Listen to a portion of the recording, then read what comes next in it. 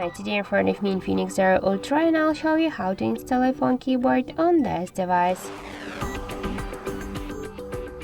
So first, let's open the Play Store application, and in the search bar we should enter green Apple keyboard.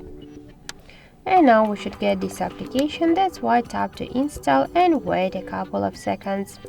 After that, tap to open the app and click Enable in Settings. Near green Apple keyboard, click once on the switcher and tap twice to OK. After that, go back and click to switch input methods and just switch your current keyboard to the green Apple keyboard.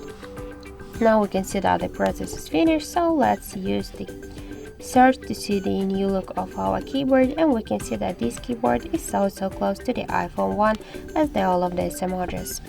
So that's it, thank you for watching, and if you find this video helpful, don't forget to leave a like, comment and to subscribe our channel.